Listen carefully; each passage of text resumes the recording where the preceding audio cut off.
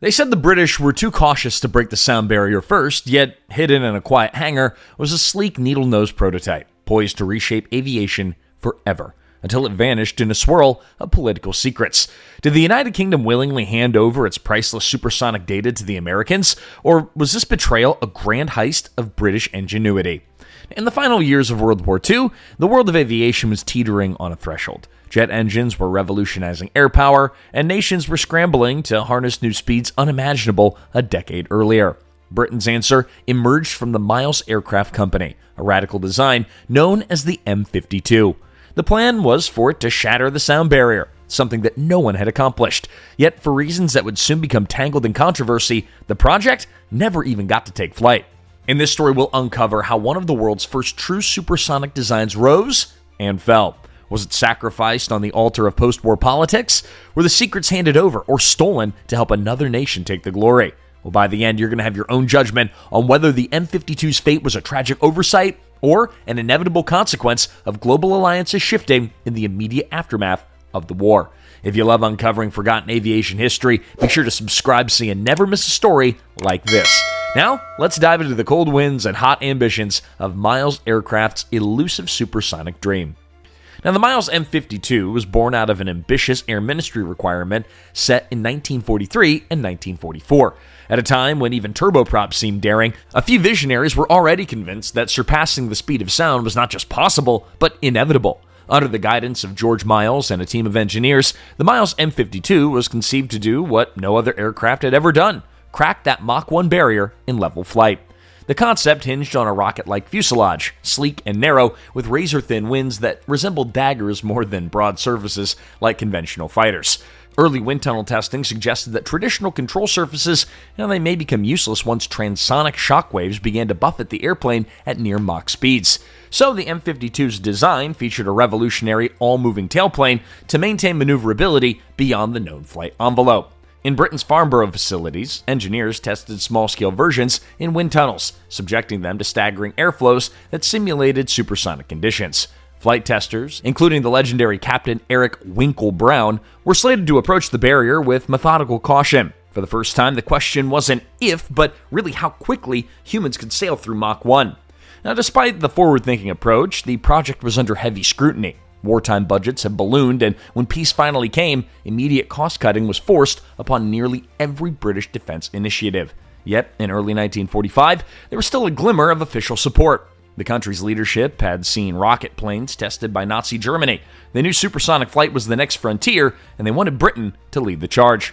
Britain's engineering team was confident that they could reach Mach 1 within a year or two. Even before that, they wanted to create not just a test aircraft, but a blueprint for next-generation fighters. From hush-hush labs in Reading and Farnborough, insiders whispered of a new era of air combat, with supersonic interceptors able to outrun anything that the enemy could launch. But the tide of government sentiment was turning. As the war ended, there was less appetite and cash for a large-scale experimental effort. Some in high offices questioned whether the M.52 truly merited enormous spending. They asked, is it worth chasing the supersonic dream right now when we have post-war reconstruction to worry about? The whispers grew louder, and the project's place in the budget began to slip. Now, despite the looming threats, the engineers continued to press on. They finalized wind tunnel trials, refined the fuselage shape, and meticulously developed the afterburning engine concept. At the heart of the M.52's promise was its advanced turbojet engine, based on Frank Whittle's innovative Powerjet's W2700. Now, this engine was constructed using a centrifugal compressor design that, at the time, incorporated cutting-edge materials and high-temperature resistant casings to withstand the harsh conditions of supersonic flight. In its baseline configuration, the W2700 produced roughly 2,000 pounds force of thrust. However, the engine was augmented with a reheat system, what we now call an afterburner, that, together with a specially designed ducted fan, or augmenter, it was projected to boost the total thrust by approximately an additional 1,600 pounds of force, reaching nearly 3,600 pounds force, or roughly 16 kilonewtons. Engineers at Miles continued to work rigorously in wind tunnels to refine the afterburning system. They focused on the integration of the augmenter duct, ensuring that the extra air was efficiently channeled around the engine and the additional fuel could burn without overheating any components. The design was not simply about just producing a burst of power, but it aimed to produce sustained thrust that would allow the aircraft to accelerate, maintain level supersonic flight, and still maneuver effectively. This level of continuous high thrust was a marked departure from rocket-powered designs, which typically delivered short bursts of acceleration.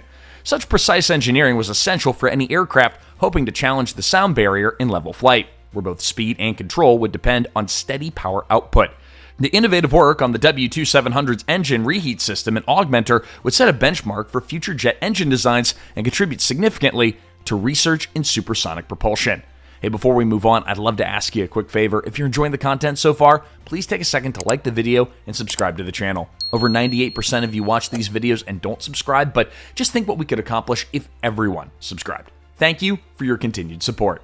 Now, where the M52 truly shone was in its innovative solutions to the brand new problem of supersonic stability. Before the M52, many believed that exceeding Mach 1 could rip an aircraft apart, or at least lead to uncontrollable turbulence. The M52 team tackled this fear head on.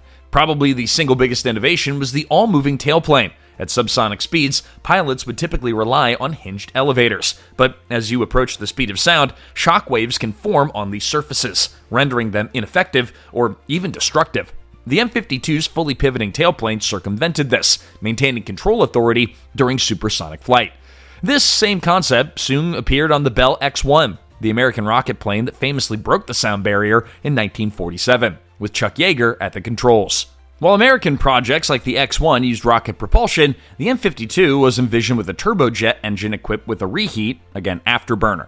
Now, that alone was cutting edge. It offered sustained power rather than just a short rocket burst, meaning that the aircraft could, in theory, accelerate, maintain supersonic flight, and then still have enough thrust to maneuver or even climb, something that rocket planes struggled to do for extended durations. The M52's sleek body was like a bullet. Engineers studied how shock waves and boundary layers formed around the fuselage, adjusting its curvature to minimize drag.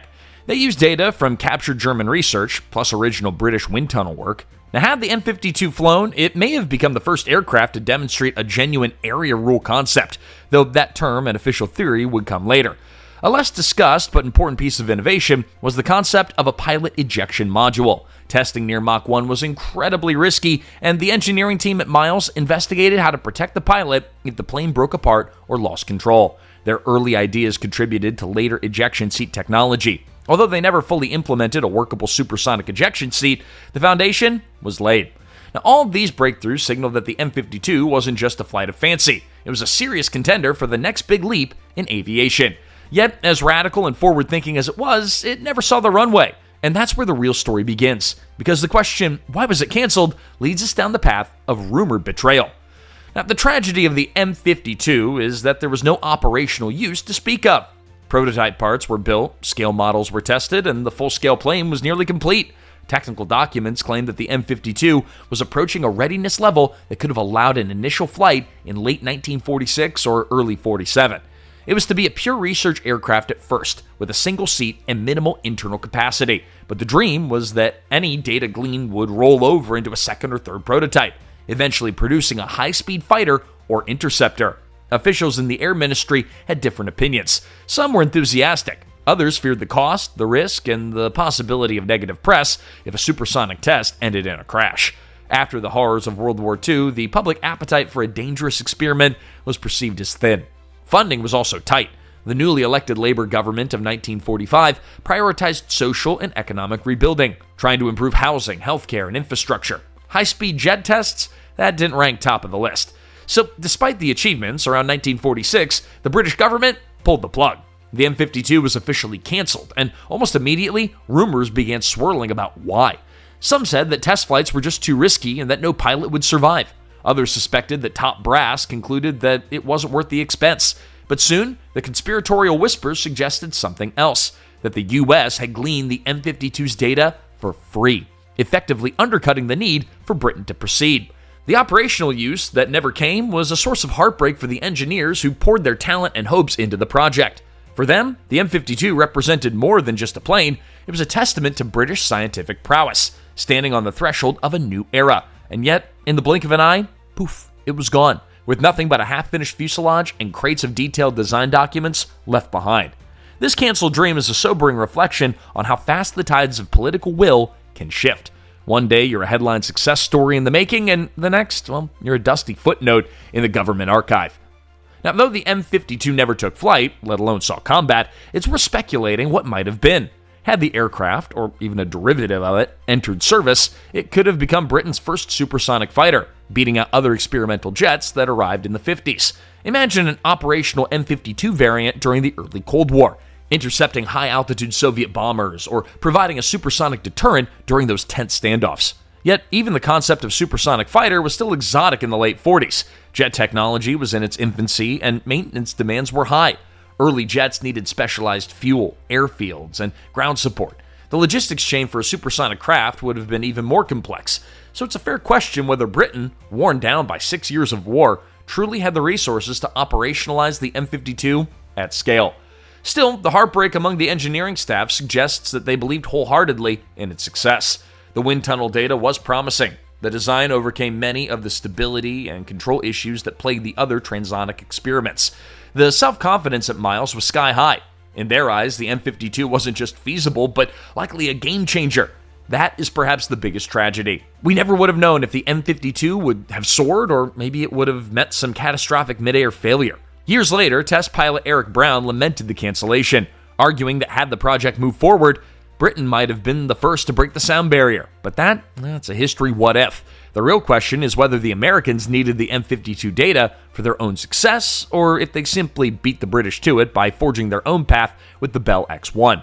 Either way, the M52's failure was less about engineering shortfalls and more about timing, funding, and conflicting priorities. And for many, it left a bitter taste that Britain's chance to stride at the forefront of supersonic flight was tossed aside.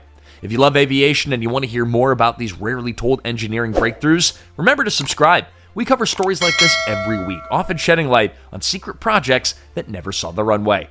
Now, back to the M52. To better understand the M52's place in the grander scheme, we should compare it to other experimental aircraft of that era, but notably the Bell X-1. Now, the X-1 was rocket-powered, closely resembling a .50 caliber bullet with a sharp nose. Now, early American research faced the same aerodynamic challenges: shock waves, compressibility, stability at transonic speeds, you name it. But the X-1's design, well, in there were critical elements that were reminiscent of the M52. The all-moving tailplane, for instance, became a game-changer for controlling supersonic flight. So, was this a coincidence or a result of shared intelligence? Official records suggest that there was a collaborative agreement where British data was provided to the Americans. The exact nature of this exchange? It's a bit murky. Some argue it was straightforward, a mutual research partnership.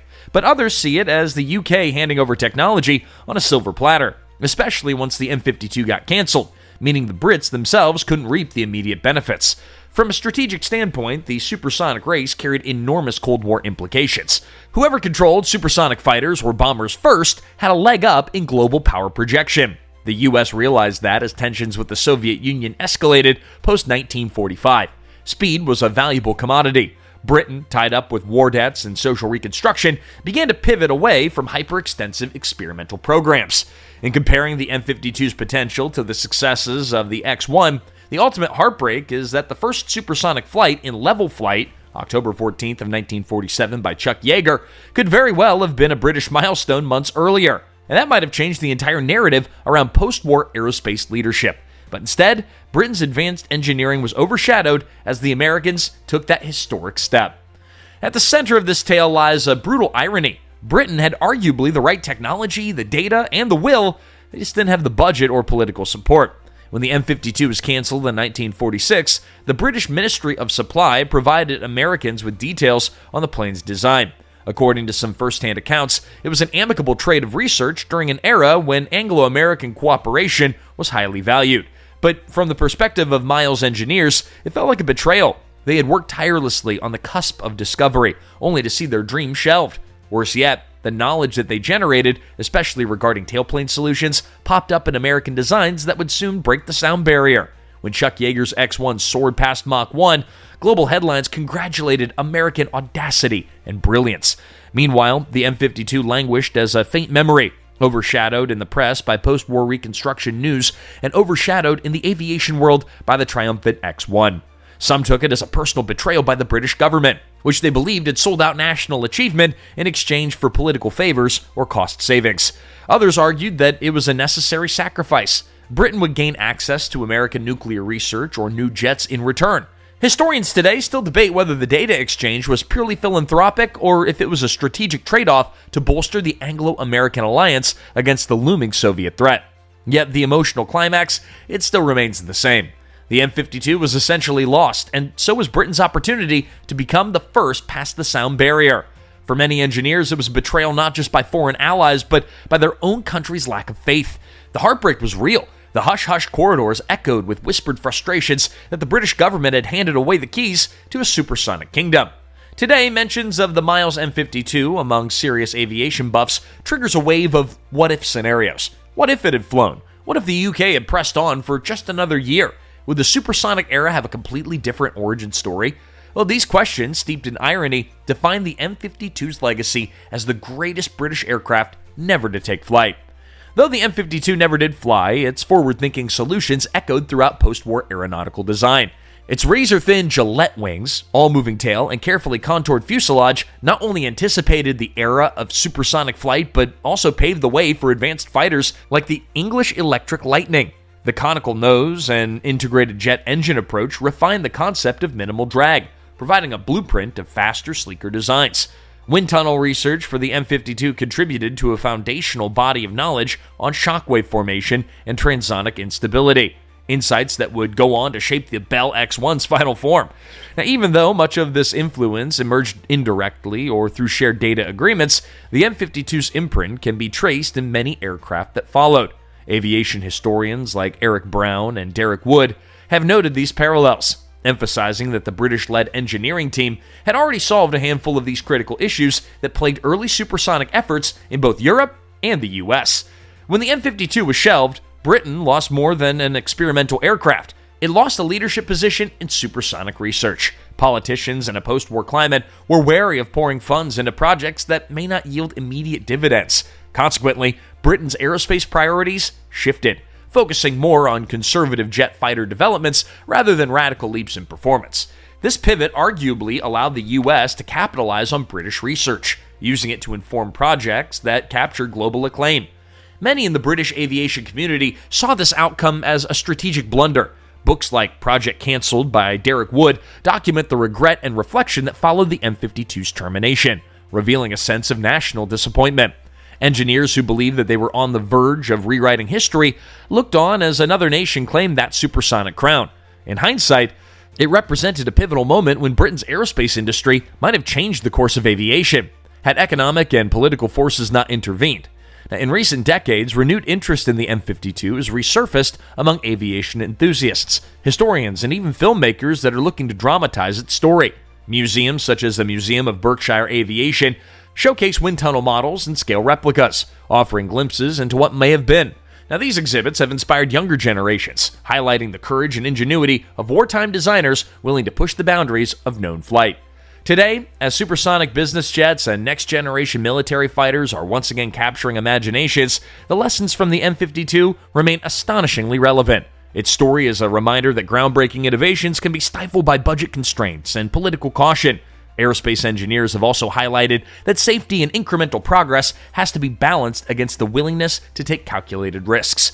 The M52's demise stands as a cautionary tale of how quickly an international league can be lost if support wavers at the final hurdle. And yet, for all its heartbreak, it still serves as a beacon, demonstrating how visionary ideas can echo through decades, even if they never leave the ground. The story of the Miles M52 is a testament to the razor's edge between visionary innovation and political reality. It symbolizes how a project brimming with promise can be undone by shifting priorities and diplomatic maneuvers. In a broader canvas of aerospace history, we see this lesson repeated. Brilliant ideas, they sometimes don't reach the runway because the world changes faster than the designs themselves. Miles' aircraft's supersonic dream was a casualty of post-war budget cuts, political horse trading, and a global race for technological supremacy. Yet its influence lived on through the solutions it pioneered, solutions that helped break the sound barrier and shape the next generation of jets. It's an unsung hero behind the scenes, quietly molding the architecture of modern high-speed flight. We're never going to know for sure whether the M52 had not been canceled, that the record books would have replaced Chuck Yeager's name with the British test pilot. We also can't say for certain that the UK alone would have borne the financial and technical burdens of an unprecedented supersonic program. Perhaps the data transfer to the US was part of a bigger alliance that ultimately benefited both sides. Or maybe, as some would passionately argue, it was a blatant betrayal of British brilliance. What remains is a cautionary tale of the M52. Brilliance can be fragile, and all the engineering genius in the world can't save a project whose political moment has passed. The M52 continues to fascinate those who love seeing the road not taken, and it reminds us that behind every successful aviation milestone, there are countless others that never earned their rightful place in history.